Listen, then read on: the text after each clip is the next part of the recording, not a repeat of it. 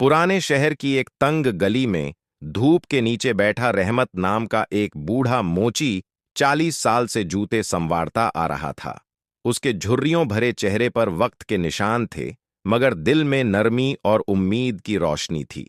वह बच्चों को कहानियां सुनाता और कहता, बेटा, जूते इंसान की तरह होते हैं, टूट जाएं तो पैबंद लगा लो, फिर चल पड़ते हैं। उसका बेटा अहमद पढ़ने लिखने वाला, ख्वाब देखने वाला लड़का था, मगर गरीबी ने उनके रास्ते रोक रखे थे। एक दिन अहमद स्कूल से आया तो उदास था। फीस न देने की वजह से उसे निकाल दिया गया था। रहमत के पास कुछ सिक्के और पुराने औजार थे। उसने उम्मीद बांधी कि कल कोई अच्छा काम जरूर मिलेगा।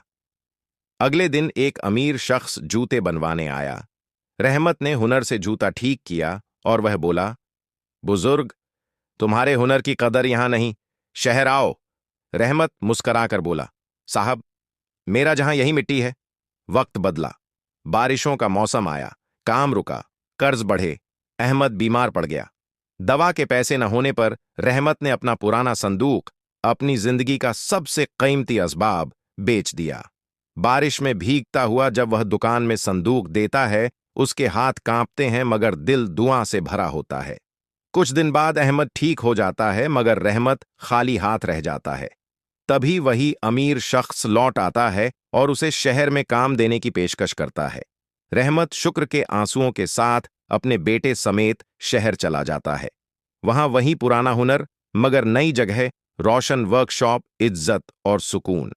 अब अहमद तालीम हासिल करता है और रहमत तसल्ली से जूते बनाता है।